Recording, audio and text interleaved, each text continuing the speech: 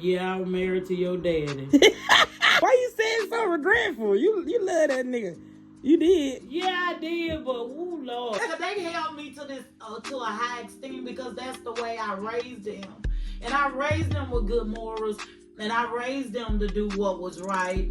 And a lot of things that I didn't just preach to my children or try to teach them something that I wasn't willing to set the example for. I didn't care about what nobody else looked at. You got a child with ADHD. That didn't matter to me. My focus was on my love for my child and what I can do to help her. I'm in the kitchen eating noodles with a spoon. I just dropped some on the floor, I need a broom. Told her mama meet me in the bedroom. Threw my feet together, then grab some shoes. Ma, give us the stories about our daddies. Hold on. Wait, first of all, it's 8 o'clock in the morning. I'm at my sister's house. She busted in the door like, yeah, I came to see you, big baby. I got a key. Yeah, so she got a key to my sister's house. So she pulled up. I said, what in the world? Look at here. I'm up editing the video. And I'm like, tell us about it, big baby. I'm talking about... Tell me the story of my daddy. Because you were married to my daddy. Man, yeah, I was married to your daddy. Why you saying so regretful? You love that nigga. You did. Yeah, I did, but ooh, Lord, that was over with. That bridge, that bridge burnt, water gone, dried up. Ain't no reconstruction, no nothing. So he still be like, bro, I wish I wouldn't have messed up with you. I'm like, okay, I hear you. That's done. Move on. And then with Kaisha daddy, oh my God, this nigga messages me now every single morning. Every morning. He seen that 50th birthday. Good morning. No, he was doing it before this. Good morning, beautiful. And I'm thinking, good morning, beautiful. All he get is good morning.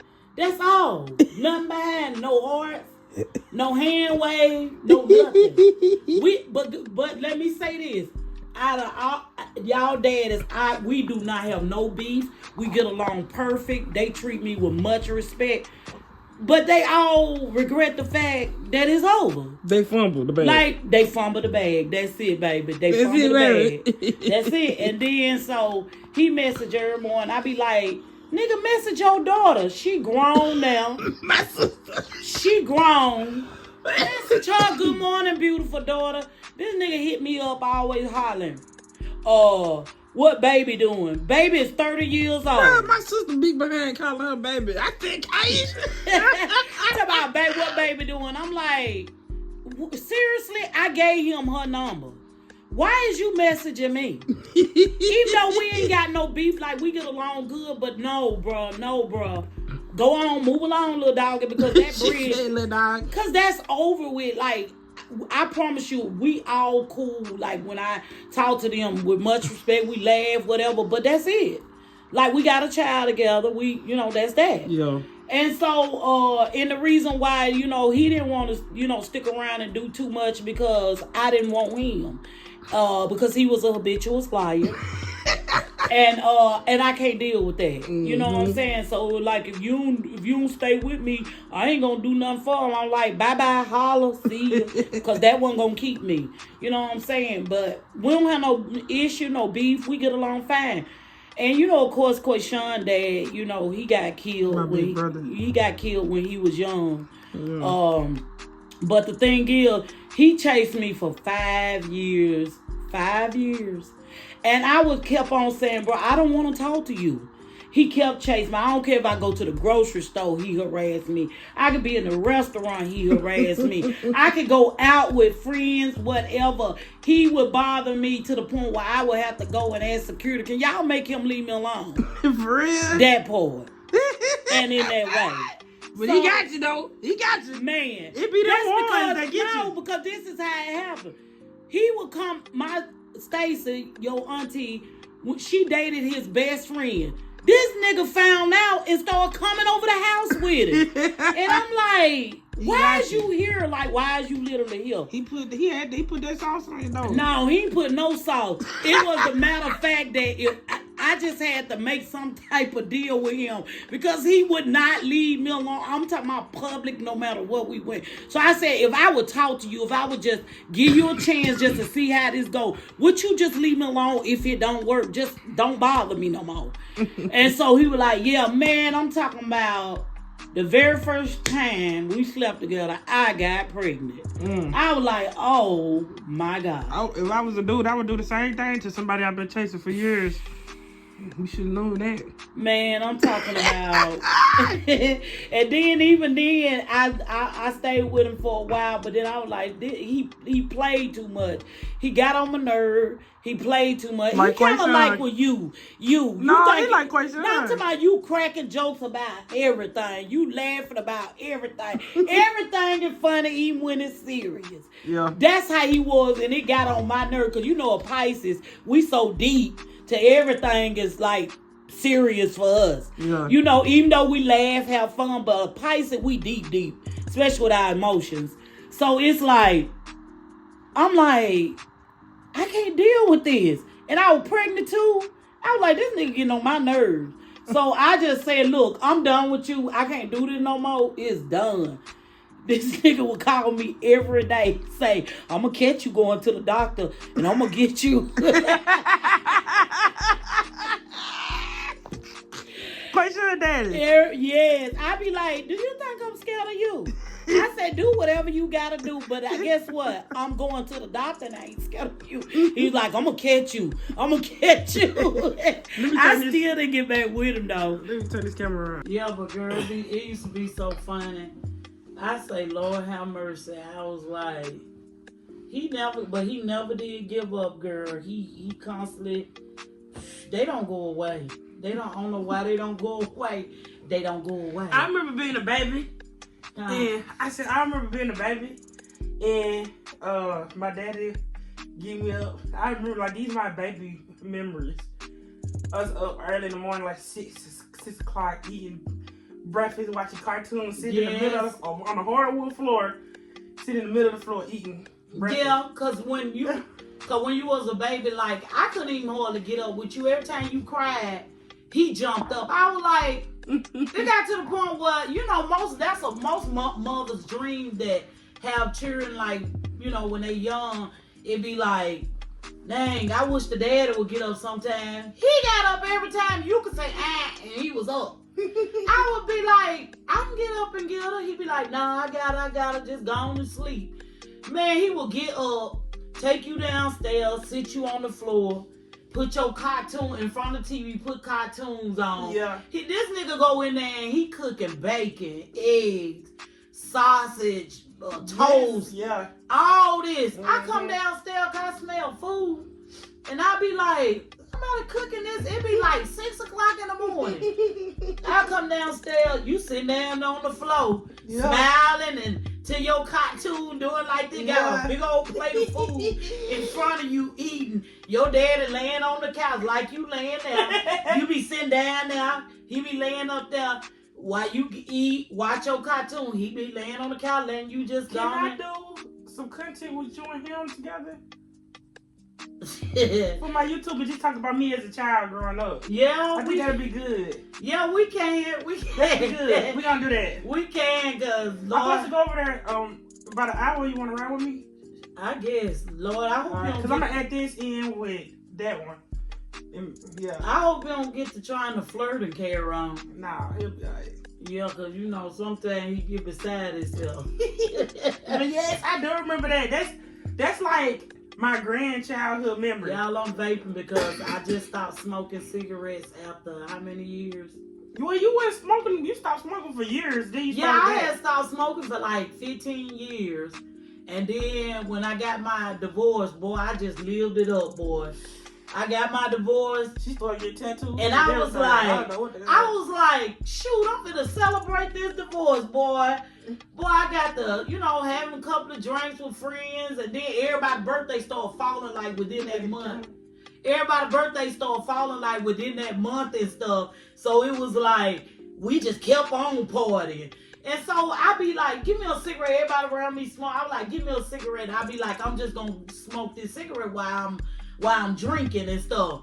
So I would get a cigarette, then look like we were partying because everybody's birthday was falling. Then I get another cigarette. And I was like, man, I ain't even the type that like to ask people for stuff. Because I'm the type, I always have my own. I try to make sure I pay my own way for everything. You know what I'm saying? Just, that's me. You know what I'm saying? I hold it down on my own. That's who I am. Whether I'm in a relationship or not, you know what I'm saying? Like, I try to be balanced. You know what I'm saying? Like, we both gonna hold it down together. I'm gonna bring something to the table. It ain't never gonna be, well, I'm coming to the table to eat and I got nothing to bring. Yeah. So I've always just had my own and made sure I was straight. So I was like, I ain't even the type to be begging for no cigarettes. So I was like, I'm gonna buy me a pack. So I put it up so when we drink or something, I can just pull one out the pack. Yeah. Bought a pack. I was smoking. Then I smoke again the next day. Kept smoking. Man, before you know it, I was buying packs after packs after packs. I remember being a kid. And I started back smoking. So, y'all, I done finally stopped smoking cigarettes. And I've been vaping them for about, 3 months? Yeah. I've been vaping for about 3 months. And that was, to me, a better alternative. Now, last time I started smoking 15 years, I went cold turkey. Like, I would just pray every day and ask God to deliver me, take the taste out of my mouth, like let me lose the desire for it and stuff. And every time I would have a craving, I would quote Philippians, I think 4:13, forgetting those things which are behind and reaching forth to the things which is before me. And every time I got that craving, I would say, forgetting the things which are behind, reaching forth to the things which is before me. That's good, Mama. You know, and I would just say that, and I would, scripture. Yeah, I would press towards the mark of the high calling which is in Christ Jesus. And I would just quote that to myself, and I would say, I could do all things through Christ which strengthen me. I would just quote that over and over every time until that craving leave my body. Yeah. And then I'll be fine. I remember being a kid, and you went in the bathroom and smoked a cigarette, and I was banging on the door, and I was crying. When she first started, and I was crying, I said, Mama, you said you wasn't going to smoke cigarettes. I remember that so vividly because I was right there at the door, and you would not open that door. You like, go on, girl. I'm trying to hide. Kids, boy, we got on your nerves. I'm trying to hide because they held me to this to a high esteem because that's the way I raised them, and I raised them with good morals, and I raised them to do what was right. And a lot of things that I didn't just preach to my children or try to teach them something that I wasn't willing to set the example for. So I had somehow got off into smoking cigarette. I don't know if I was around somebody and I just started the habit. I don't know, whatever the case may be. So I tried to hide. I was in the bathroom. Here go Nosy Tootie knocking on the door. And then I was trying to hide it. And the smell, you can smell the smoking Tootie started crying. You said you weren't going. And she was crying. Made me feel guilty. It didn't stop me from smoking, but I had felt guilty every time I smoked. And what's crazy is my son also something similar, a story similar to that. My son, when I first cut my hair, I knew you would say that about cutting your hair. My son always thought women should have real long hair. Me too. Right. So when I cut my hair, I remember my son crying, Mama, you cut your hair. Why you cut? He cried like a baby. Him crying made us cry. Yeah. And they cried. And so it was like, Mama, why you cut your hair? And they cried and they cried. I'm like, okay, it's not that serious. But see, it was just a lot of things that, you know, not that I raised them, a woman can't cut their hair, but they always, you know, I guess seen me as in a certain light. You know what I'm saying? I guess not doing what somebody else do. I wasn't doing what nobody else do. I was actually doing what I wanted to do, but for some reason that change like bothered them or something. It was something. We so used to we some routine kids. Yeah, cause I'm a routine person. Yeah, so. And I know me. That's just like with my hood cookies. I eat the same thing. I do too. It's nice having like talking to an old girl because she opened me up to a lot of different things that I was like, and like foods, because she a vegan, right? So being a vegan, she eat a lot of different vegetables, a lot of different stuff that I don't eat. Right. But I try it. And now I have got older, because you remember we got the order that you was like, you'll like my cabbage. No, you'll like my squash. I'm like, nobody eat no squash. But you say what I don't eat, I ain't gonna try, because you can't tell me my taste will change ever. For nothing I don't like. But I tried some. Y'all go back and look at that vlog. I told her, and it wasn't me necessarily trying to persuade you that you should change what you don't like to eat or do like to eat, because me, I'm real picky. I'm a real picky eater as well. But I was just saying, you don't realize I'm serious. Like a lot of stuff that when I was younger, I would not eat at all. Yeah. But now that I've gotten older, my taste buds have changed. I knew when Lily had us eating that Flying Dutchman burger, and the buns was onions. I said, okay. Yeah, because you didn't eat onions. I don't eat onions at all. I said, okay, now let me try some more stuff then. I had ate Brussels sprouts, and they was so good, Mama. I had made this honey, it was like a spicy honey sauce I put on it, honey, garlic. Oh my God, I put a little brown sugar in it. It was so good. I had to make it off of camera first to make sure I can make it. That was my first time making it. Yeah. It was so good, Mama. I'm definitely gonna make some. But that's what sometimes it ain't just about, sometimes we can say we don't like something based on how it was presented to us the first time. That's anything in life.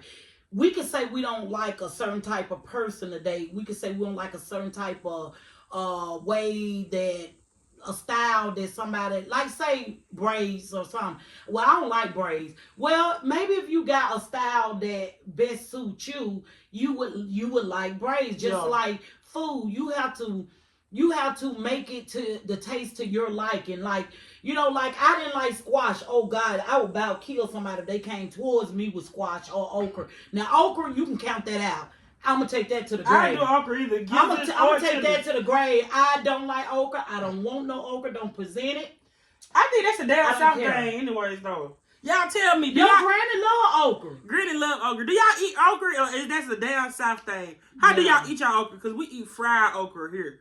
I don't like, it's slimy, it's disgusting. I know what is boiled. But tell us how y'all eat y'all's. Boiled okra sound disgusting. It is, it's slimy, it's gross. It sounds disgusting. It turned me off for the fried, and even the fried, them little bitty beady things in it, it just remind me of something, so, I don't know. I'm just like I'm boogers. A routine person, but I love change. It reminds me of like boogers. Yeah. So my thing is, I am a routine person, but I love change. I love to evolve and grow. If change is better, I love it. And I think maybe you got that from me because I don't like change, but if it's a change that's necessary and it's gonna grow me and evolve me into a higher level, then I'll try to adjust to it in order, but for a minute, I might at first when it presented to me some things. Something I might latch right away onto, but some things I'm more like, no, because I do it, and then sometimes it take me, like Pisces, we are thinkers and we're overthinkers, we're deep thinkers. So sometimes it take us a minute to sit there and process what done been presented to us. And me, myself, I don't know about all Pisces, just me, let me talk individual about me. I'm the type of person that I don't like to do anything health hazardly. Like, I don't like to jump into having me to make a decision that I haven't yet tried to process. I don't like to be pushed into something that I can't process first. And see, because to me, we don't always have time on our side to be able to make some mistakes that we can't correct. Now, something we do, we might make a. Good God, you smell that? Smell I what? farted. Oh, Lord Jesus. No. Tootie. See. Woo-wee. Oh, Jesus I don't smell Christ. nothing. God, thank you if you block my smell. So, anyway, let me blow my smoke. Good God, it's about to kill me. Hold on. Don't be fanning that cup over here. Hey. Tootie. Girl, I'm about to take this shoe and beat you with it. So anyway, hey, this is our life. This is my life growing up. Let me take my shoe off. Girl, don't make me. I beat the Jordan off on you. Hey, this is our life, bro. Like in the middle of anything, I just bust out. See, that's why my daddy is impulsive like that though. He is. Anyway, like what I was saying, y'all, she play too much. But I was just saying, sometimes people do things haphazardly. They think about the consequences later. I'm one of them. I don't like to do the consequences later. I'm one of them to believe in what they say. You don't have to go to the school of hard knocks. I ain't trying to go. If I ain't got to enroll in that school, I ain't trying to be there. So my thing is, I try to, first, when it's presented to me, I try to have room enough to process it in order for me to make a decision that won't cause me a lot in the long run. Because to me, a lot of things, time just not on our side. And some things you can't just, that's one thing you can never get back is time. So for me to waste any time or making mistakes that I'm going to have to go back and correct because I could have took the time to process it the first time, then let me do that. Yeah. And I don't like to be pushed into nothing because it's very irritable to me. Because I try to make sure, I feel like pretty much every decision you make when it comes to finances, housing, clothing, anything, education, whatever, raising kids, I think relationships, I think that you should take the time to process, because everything pretty much, if you want to believe it or not, is an investment. A relationship an investment. Buying a car is an investment. Yeah. I don't care if you got it paid cash for it. That was your hard-earned money. And whether it was your hard-earned money, you got it through taxes, you got it through some other source. Still, that's money right there that you're investing into something that you should take very serious. So I feel like relationships are investments. Anything, clothes, and people. I see people buy clothes, and man, you'll see them throwing clothes all in the floor at home, staining them, doing all that. I believe clothing is an investment. I ain't trying to go out and buy 4 or 5 pair of the same blue pants or black pants. If I can take care of that first pair I got until I decide to add to that collection. But you better believe that first pair gonna still look like it just came out the store, because that's how I take care of my stuff. Yeah, see, that's how I do with my shoes, because I bought the pair of shoes for my show. And I think I bought like 1 pair of shoes last year. You know, me, I'm gonna buy me some J's. But I just kind of grew out of that. Like, instead of me paying $200 for some J's, I'd rather pay for a round trip somewhere.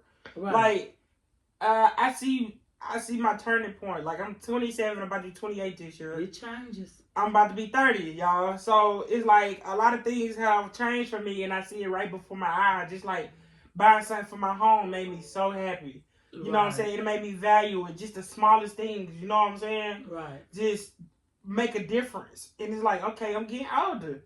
Because I would be just happy buying the outfit. I would be just happy buying the outfit. But better yet, I'm happy doing something for my home. Your perspective changed based on your maturity level. Yeah. Your growth.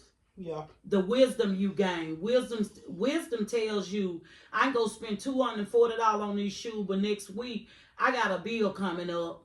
Or I got something in my house that I need, that I know I need it, but I'd rather go put it on my feet and walk around in them. Sometimes I still be irresponsible.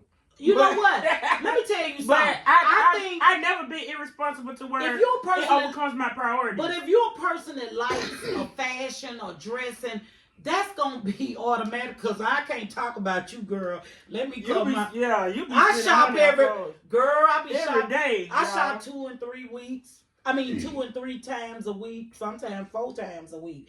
And it's online, because I don't really be in the store all the time like that. And baby, it's right at my fingertip. And I'm not going to lie to y'all. I hate to admit it, but I'm a shopaholic. But no, seriously, y'all look at my closet, okay?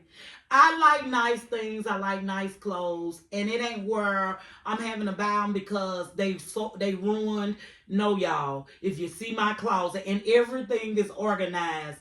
I'm like she said, routine. I'm routine. I'm organized. So all my shirts are together. All my pants are together. All my jackets. All my shoes. Even down to my underclothes have its own drawer. My t-shirt has its own drawer. I'm not as organized.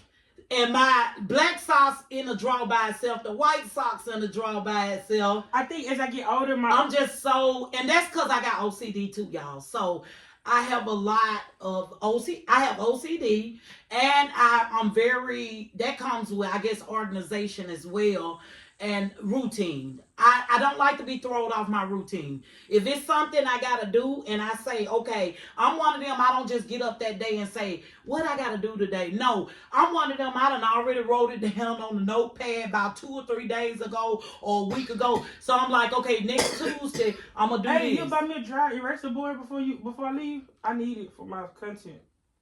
Okay. I'm like, girl, I'm like, okay, so I got this to do next Tuesday. I got this to do next Wednesday. I got this, and this. This is how I am. And when I get up and my mind is set on that Wednesday, if that's what it's set, that's me. I'm ready to do the routine. I'm getting up. I'm handling what I got to handle because I'll drop my granddaughter off at school. And from that point on, I'm doing what I got to do in order to get stuff done because I don't like to be in a position to where now some things I ain't gonna lie, y'all. I sometimes I do a little procrastination with some things. I done got a whole lot better with that. But I will procrastinate about something. But that's if I know I got enough time to procrastinate. But sometimes it catch me. But I work so good under pressure to like I be at my best even under pressure if it's at the last minute. And with me, so, I be all over the place. But as I get older, see, I think my thing was, and this is realization I came to just within the last couple, like, I'm chasing my dreams, y'all. Point blank, period. Right. And I just came to a realization that, dang, Tootie, I had got so used to my medication that I became dependent on it. Right. I would, just as simple as talking to somebody, and I'd be interrupting them. It feel like I'm not respecting their boundaries. And I had to stop and think and say, and I'd be like, yeah, it's because I'm impulsive. Mm-hmm. In reality, I can control that. I just chose not to because I became so used to taking my medicine because of work that I was like, well, when I get my medicine, it'll be fine. Right. Or, I just felt like that it wasn't such a big deal. You can't make it But I had to realize, like, okay, Tootie, this not only is your life, but it affects the people that's around you and you're involved with. So take the time, be patient, process the things you say and do before you do them and say it. That's it. You can do it. Because I've done it before. And you know what's so crazy? My thing was literally just a year ago at work, y'all. Everything I've asked God for, He's given to me. But it was in ways that I didn't think I would receive it. Said, I'm trying to quit my job. Got fired. Then I said, I want to be able to do something where I don't have to take my medicine. And I be happy every day. Like, I don't, something I can be myself and I don't have to take my medication. Well, that comes with me putting work in mentally to be able to regulate my ADHD. That I had to regulate how impulsive I be. I be having to regulate my thoughts and stuff because y'all know that I'm off the rail a little bit. Not saying whatever comes to my mind. I do. But that affects people. So when I was like, okay, Tootie, now you can control this a little better. You know what I'm saying? So with that being said, I forgot how I got to this subject. Well, while we on this subject, come a little closer, Mama. Okay. Scoot over. While we're on the subject of the ADHD, listen, I think, and I'm an advocate for children with disability. I used to teach. I taught school for 17 years. I taught children that was autistic. I taught children that was ADHD. They all was mixed into the classroom. So therefore, we had to train on having to deal with these children with these different disability and how to work with them. I'm an advocate for children, period. Like I said, I taught preschool for 17 years. So I'm an advocate for children, whether they disability or not. I think it's all about parents educating themselves on their children. Some parents in denial. Some parents don't want to look at their children, they saying as being different. Yeah. Some parents just don't know the resources. Growing up with ADHD, what I loved about you, because I was ADHD and I had a cousin that was on 10. I was probably on 8. But when we get together, we both be on 10. But what I did love about this, looking at other kids, how that was forced. You gave me an option to take my medicine. And I also took you to therapy. You took me to therapy, but I think you giving me that option to be able to be in control when I need to take it and when I don't. You know, I feel like as an adult, that would push me to continue to get the help that I need. Exactly. Me starting therapy as a child, that would push me and let me know that it's okay. Because in the black community, it's like, oh, I ain't talking to nobody. They can't do that. But these folks are professionally trained to help and work on these things with you mentally. Right. And I think me being able to have a choice, and, you know, sometimes I take it and sometimes I won't. I take it like, oh, I got a test. Or it's TCAP. Or I got a big test coming up, or I know that the principal's going to be in the classroom. I need to be on my best behavior and not be interruptive. As I grew older and got old enough to know, okay, Tootie, you need to be chill this day. You need to make sure you can focus this day. I was able to do that. And I went from, and I'm super smart, y'all. Oh, boy, I didn't think you were going to get through high school. Yeah, I used to get expelled. Not for fighting. It was because I would have so many write-ups for disrupting the class. They used to just expel me. Even in school, expel me. It wasn't because I was bad. I lived at the school, and I was a teacher, so therefore I had to be pulled from my classroom often to come. Well, ain't Stacey coming there in that dress? Yeah, because it got to the point to where my job started being, and that's another thing, parents.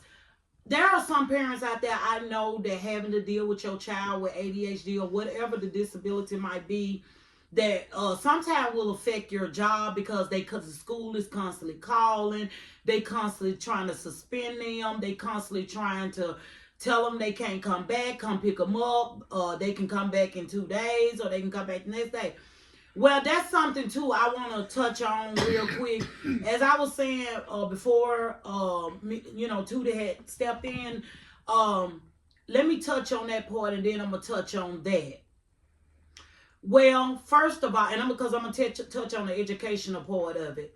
First of all, parents, please, parents, auntie, granny, whoever raising the child, please, please, please, do not let that baby fall through the cracks.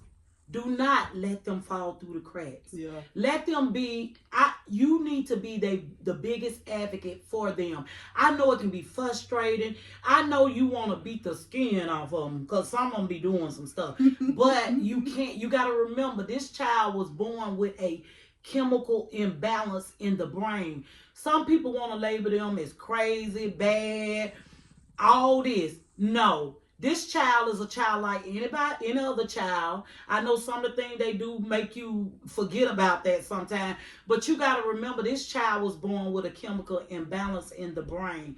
That's what it is. Educate yourself. It's a chemical imbalance in the brain that the proper medication help balance out that chemical in the brain that helps them not to make them be good, but it helps them to process, slow down long enough to rationalize and make proper decisions on their own.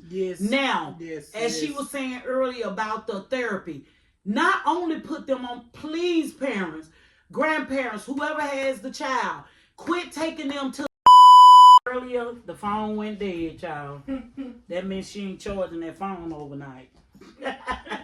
She ain't got that routine yet. That's the routine I do. Oh, she said she do. But anyway, as I was saying earlier for us on ADHD, I was saying find a facility that caters to children with ADHD, different type of disabilities, whatever. A lot of parents take their children to the primary doctor and have them to put them on medication. Don't do that. Don't do that. That's one thing that I did not do. I educated myself. I researched. And I came up with the decision that a lot of times we just want to stick them on the medication. And because we want them to be controlled. Y'all, newsflash, it does not control the child. Sometimes we'll say, well, why is they still acting this way or that way? Because first of all, you need to find a facility that caters to children with these type of disabilities. You found a facility, like we have one here in where we live at. We have a facility that's for adolescents, and then we have the adult ones. So the children facility, you have therapists in there. They give them a caseworker like that'll call from time to time to check on them, how they doing, is the family need anything for us to helping things be easier or something like that. So, and then they have their very own nurse that'll that you'll go in, see them, see how the medication working. It's a team. This child now has a team that works with them along with the parent. They go in, the nurse, doctor, whatever, find out, okay, do this medication, is it working for them? And as a parent, we should always, especially dealing with a child with this type of disability, we should observe, either if you ain't jotting it down on paper, keep it in mind, that how the child is doing home versus school, in their everyday life at home, at extracurricular activities with the family, different stuff. You should keep that in mind, because being on the medication, you should be able to see some type of adjustment, some type of change, that if there need to be some adjustment made in the medication, it can be done, but it'll be based on the fact of, okay, this haven't changed. They continue with this same compulsive behavior, destructive behavior, whatever. So I really, really, really, really advocate for parents to find a facility where it's a team that works with that child, because whether you know it or not, as they get older, all children do not stay on their medication. Some children, once they hit 18, they feel like they embarrassed or something to be ashamed of, and they'll get off of it. Well, at 18, they consider by law able to make their own decision based on whether or not they want to take that medication. Well, then that's where you will come in when they're younger, that part of you coming in when they're younger and getting them a therapist during this process of taking their medication as a child, it will help them to learn coping skills. And as they learn these coping skills, trust and believe me, if they come off their medication when they're older, just like you heard what Tootie said, she had to step out the room for a minute. But just like what Tootie said, she's at a place to where, because I did get put therapy in place along with her medication, she's able now to say, wait a minute, I gotta adjust, stuff becoming too much now, I need to get back on my meds. Well, that's because she learned during her time during these sessions of coping when you need to know that these behaviors or the irritations or the tension or like the real, I guess I would say, narrow attention span is happening. And it's like, okay, I know that I need something at this point to help me cope. And then, like she said earlier, she's starting to learn what she say and do. Well, that come from her learning these coping skills when she was younger. And just like I just said, please do not just stick them on the medication. Put all these things in place. Now, the education part. Oh, Mom, you getting a little deep now. The education. Well, you know what? There's parents out there that really, really, want to hear this, because some of them want the help or don't even know where to start. Yeah. So I would tell, and that's based on experience, you all, because this is what I went through with Tootie. Lord knows, I was losing it, y'all. I'm gonna be honest with y'all. If I just want to be transparent, for a while it was hard for me. I cried many of days. I was a very firm, stern parent, good moral value teacher. But let me tell y'all something. It was hard raising a child with ADHD that had compulsive behavior. It was always an uproar in the house, y'all. Oh my God. Even when everything will be calm, she in there knocking on the wall, making music to the walls. She have loud, I can't rap hard. She have loud outbursts. I mean, it would drive me crazy. In her defiancy, it was pretty rough. She was defiant a lot for us at home in school. Well, I'm giving the truth. So it was kind of hard for me, and I cried a lot of days because it do make you question yourself as a parent. Am I a good parent? Am I doing something wrong? What did I do wrong? What am I not doing right? And I did cry a lot of days. I prayed constantly, stayed on my knees before God 2 and 3 times a day, asking God to help me, begging and pleading with him. Honey, we was in church real heavy and deep, so I took her to the altar every altar call because I just felt like God, they can pray it up out of her. So it was hard though, y'all. It was really hard. And it got better. Yeah, it did. And I cried and I prayed and I cried and I prayed. And God gave me the strength and the courage to admit, because I was in denial. Not my child. No, it's just that she'll be all right later and I can just discipline her out of it. No, that didn't happen. So basically, I had to first admit that my child needed some type of assistance and help with her disability, what she had going on at the time. And so once I let go of the denial, and once I started educating myself, I was able to help my child.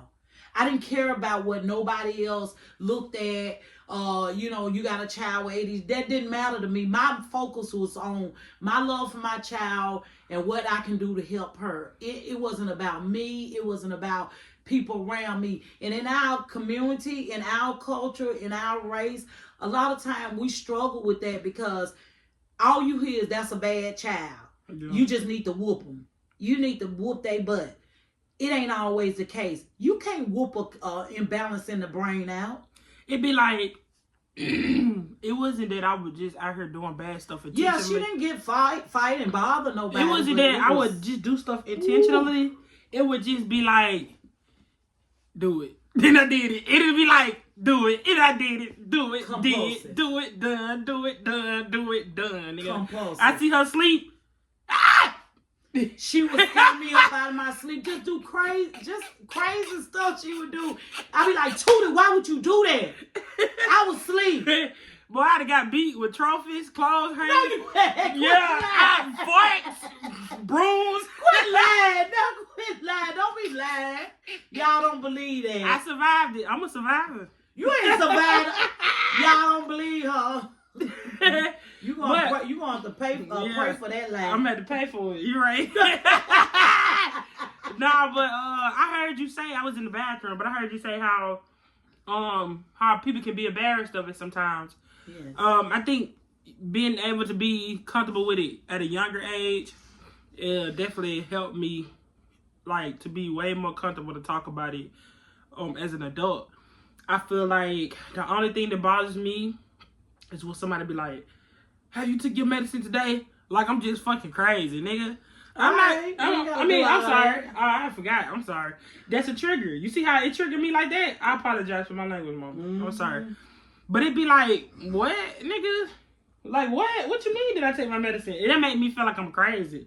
Right. That's like that's somebody that's schizophrenic and losing their mind right now. You saying, "Did you take your medicine today?" It's just me being like a little hyper and impulsive. You know, so when somebody say that to me, it really, really, really, really bothers me. It still does? Yeah. Like, if I'm, like, say, you know, I used to work with people who I was a little personal with. You know, I learned my lesson about being personal with people at work and stuff, too.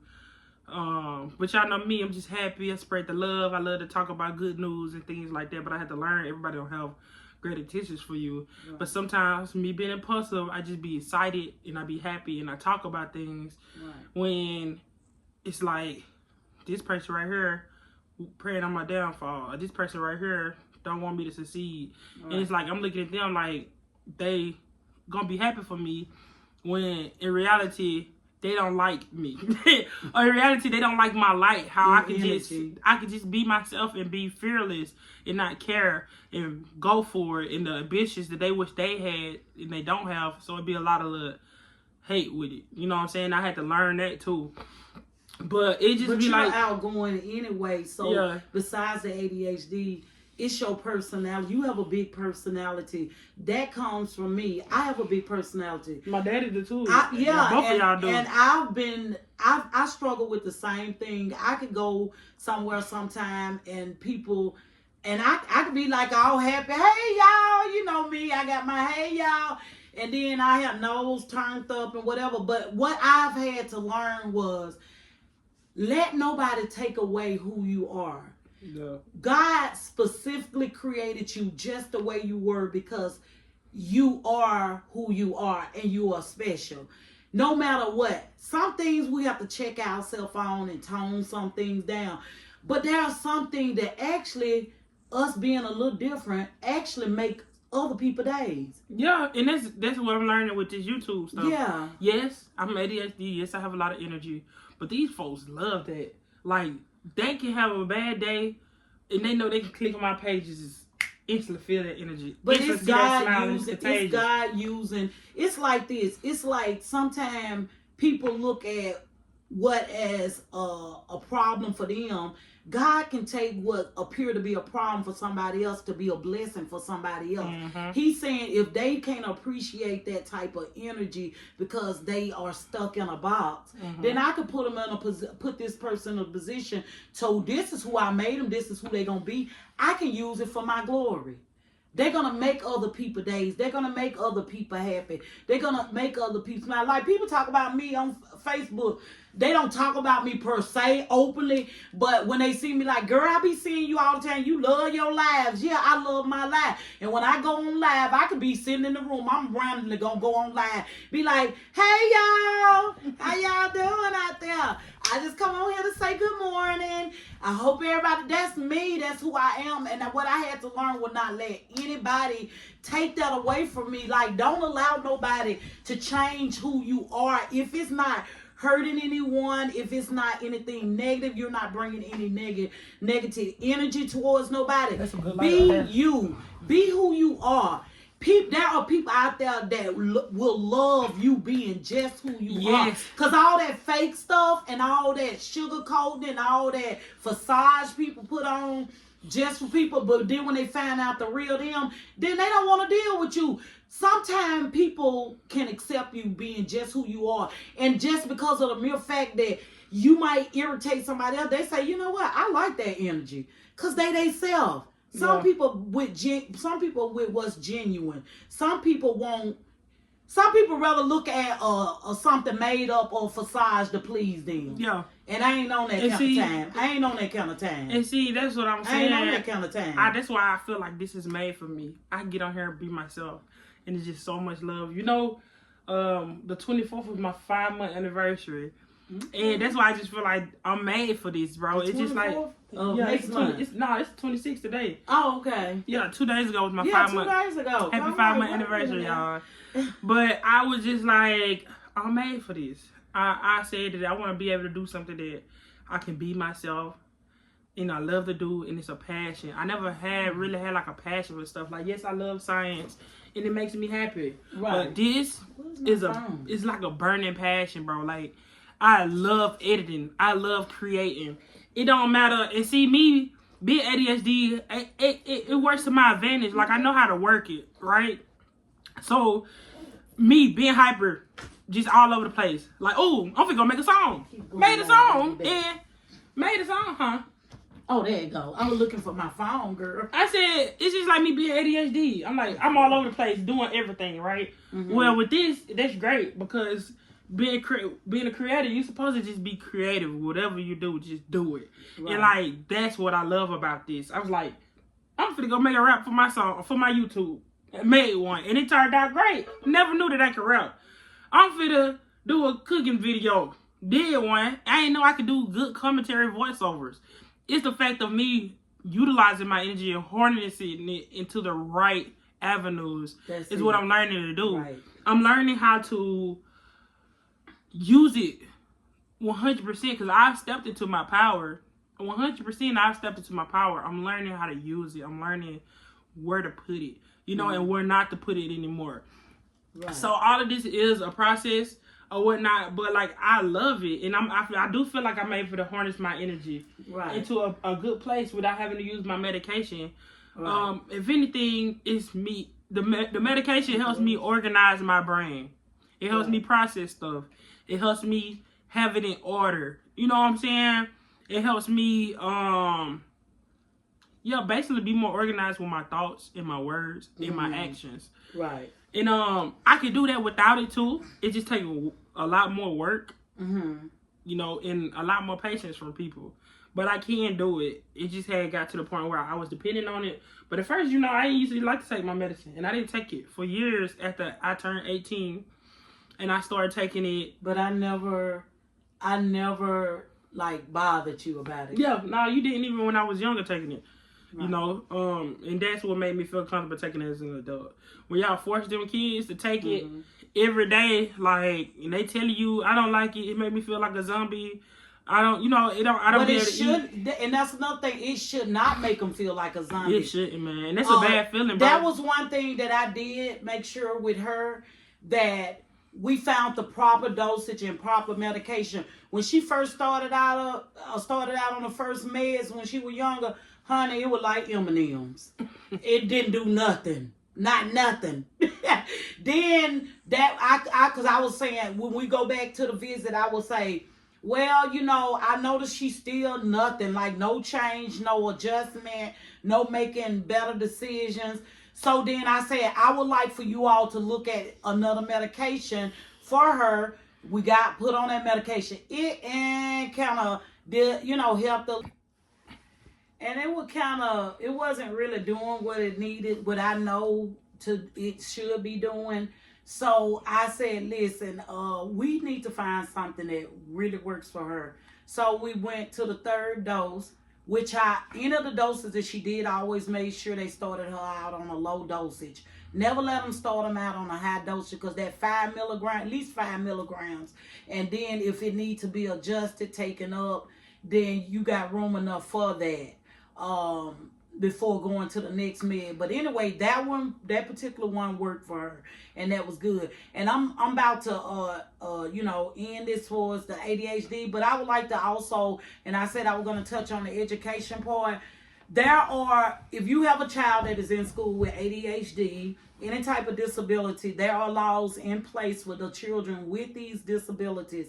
And there are such thing called IEP, individual education. I wasn't in that though. No, at the time, no. I never been in that. That's because at the time I didn't know a lot about it. Yeah. I learned a lot about that because the job that I worked for as a teacher, we had that in place. I learned more as an educator, more how to help my child. And like I said, it's something called an IEP. In every school, there should be something called an individual education plan for that child that has some type of disability. Get that in place for your child, grandchild, niece, nephew, whoever. Tell the parents, whoever. It's called an IEP. And also they got what you call a behavior plan. You could put a behavior plan in place with that as well. Now, that also helps when you know how they keep suspending them, keep kicking them out of school. You have to keep picking them up. Well, it's a lot. The law says, I know here, it should be, it's all over law for us, I know, that any child that has a disability, they cannot suspend them more than 10 calendar days that school year. They cannot suspend them more than 10 days. It could be consecutive, however, separate, whatever it may be, but no more than 10 days if this child has a disability. Know this. Look it up. Research it. And you make sure you talk to their school about it, because guess what? Don't expect the school to let you know about it. They just gonna send them home. They don't want to deal with the problem. So you got to educate yourself and know this. They are planning. You'll meet with the IEP team. Y'all will put things in place whenever the plan need to be adjusted. That's what you can do. This works for the child. Yeah. This helps the child not to fall between the cracks. So please do that. And make sure that you do your research on the law when it comes to your child being in school where they just can't keep sending them home. And a nurse should be on site to where if that child have to have an extended medicine, because most of them take it in the morning before they leave, but some have to have what they call an extended medicine. Take it to school. Talk with the nurse. Well, this child is able to take that medication during noonday or whatever, and they help extend their day throughout the school until they come back home to you. Yeah. So just do that. Educate yourself. Don't allow them to just kick them out and say, because Tootie, they were sending her home I look like every other day. Yeah. But do that. Yeah. And hey, if y'all enjoyed this vlog and y'all want more talks with me and moms, I can make this a weekly thing where every week I come and I talk with moms, and I can post it Mondays. That'll be fine. So Mondays can be our days. Cool. Okay. So let me know if y'all like this. Let me know if y'all have any kids where y'all can relate to this. From the earlier conversation to the ADHD awareness. If it's any other type of things y'all want us to talk about or want to know from us or anything, Q&A, whatever. We can do a Q&A. Yeah, just drop it below. And next week, we'll have another one for y'all. And we'll be a little more prepared. I know she walked in here while I was asleep. And I said, look here. Look who's coming. You feel me? I said, what? Yeah, I was like, let me go down here and see what Tootie do. She tried to catch me before I left for real. She called me talking about some, yeah, you in town. You don't come see your mama no more. I said, what? I just got back in town. But yeah, so if y'all enjoyed this, I know y'all do. I know y'all did. But if y'all got any other questions, anything y'all want to talk about next time, just drop it below. And what we gonna do? And this actually was not playing. We was already talking about the daddy thing and all that. Yeah. And Tootie just was like, let's just go live. Yeah, let's vlog. I ain't shy of the camera, y'all. Yeah, she like to go live. I'm vlogging. I go live on my page on Facebook anyway. Yeah, so. All right, Toot Squad. We love y'all, and we really hope that this brought some awareness to kids that's struggling with ADHD. Yes. And I hope y'all enjoy y'all morning. Y'all have a good day. And look at my Fantasia shirt. She literally was waiting for the second to bust it out, bro. Fantasia concert, child. All right, y'all. Toot Squad, we out. We're going to hit it with the skitty. Skitty, skitty, skitty.